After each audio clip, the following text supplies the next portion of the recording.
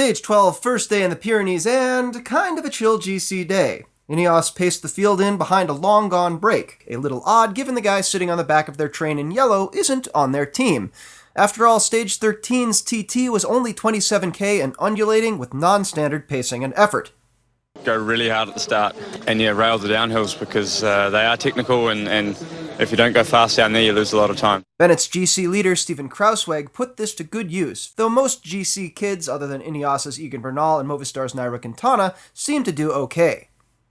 Thomas rode well, looking like a man who'd spent hours in a wind tunnel chasing marginal gains. But on this particular day, bike yoga and general fearlessness seemed to be the better weapons, as Alaphilippe's up-and-down, frontal service-be-damned performance continued to best Thomas at every check before more than doubling in the finale, and his 14-second win was one of the biggest surprises in recent TDF memory.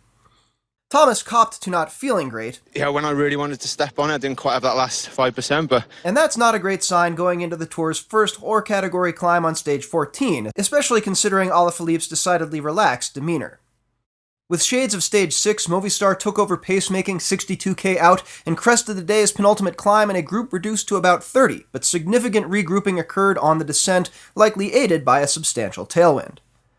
Movistar kept the pressure on into the Tourmalet, catching the last of the escapees, but not seeing much attrition, that is, until Quintana fell off the pace with still over 10k remaining.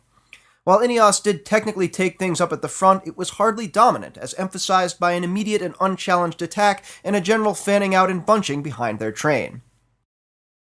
When Groupama took over at 7k to go, Ineos passed on closing the gap, and they struggled even to hold the first half of the group. David Gaudu went up the road at 4k in his final burst, while Pinot coaxed the still well-represented Jumbo squad into chasing. Their efforts held until 1.2k out when Boris and Manuel Buchmann attacked through a crowd-tightened section, surprisingly and decisively unhitching Thomas under the 1k banner. With now just 6 up front, no teammates, and the chasers largely distanced, the heads of state fanned out and looked around, playing right into the fat and growing time cushion held by the still-in-touch Alaphilippe.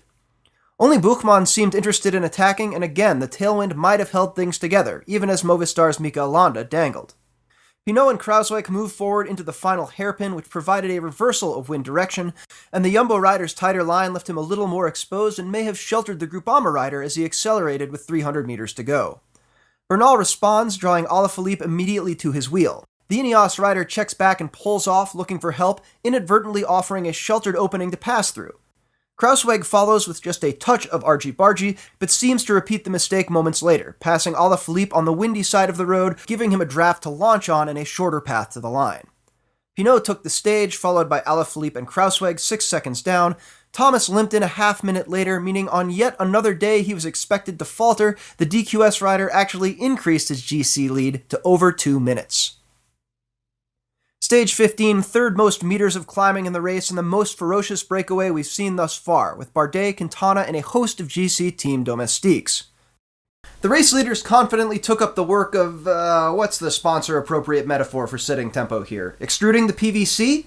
Yeah, but not that literally, Julian. Anyway, DQS rode early on but rapidly wore down, and Alaphilippe began to look very lonely as Landa struck out an optimistic 40k from the line. Ineos wore through a number of domestiques in pursuit before Jumbo came forward, but the Movistar rider continued to advance, and with 2 teammates coming back to help, he hit the final climb a full minute ahead of the GC group. By 9k to go, Landa had caught Quintana, who seemed to almost intentionally not offer assistance before being immediately shelled by his teammates' pace. Back in the GC group, Groupama took over, setting up Pinot for a dramatic solo attack more than 6k from the line. Everyone except Bernal seemed to look around, and the white jersey made the junction just in time for Groupama's Sebastian Reichenbach, falling back from the break, to offer another injection of pace. This 1-2 combination split the group, but might have been more related to tactics than effort, as Wout Poels and Thomas seemed to chat a bit behind the work of Kruiswijk. As Reichenbach burned off, Pinot went again, and for the first time all tour, Alaphilippe had no answer. Successive Pinot accelerations shelled Buchmann and eventually Bernal, still 4k from the finish. Behind, the remains of the GC group started to coalesce, and again, Thomas, I think inadvisably, seemed to be sitting on Alaphilippe rather than trying to attack and gap him. Yes, you don't want to chase down your teammate, but Thomas is a minute better placed than Bernal on GC, and the way Alaphilippe has ridden thus far, you can't pass up any opportunity to take back some of that 2-minute lead. Eventually, Kruijswijk got sick of the Team Ineos coffee talk and attacked just over 3k out, providing reasonable justification for Poels to counter. The group did reform, but Thomas had no qualms now about offering a full-fledged attack right at 2k to go. Even though Movistar's Alejandro Valverde and Kruijswijk matched fairly easily, Thomas kept on the gas, knowing that the most important gap was to Alaphilippe behind him. Mitchelton Scott's Simon Yates, who we didn't even get to talk about, held on for the stage win, with Pinot towing Landa in 33 seconds later, making up nearly half of his GC deficit, leapfrogging Bookman and Bernal on GC, and coming within 3 and 15 seconds of Kruijswijk and Thomas, who might still be wondering how much better they could have done than the 27 seconds they each regained on the suffering but unbroken race leader, Alaphilippe. I'm Cosmo Catalano, and that's how the race was won.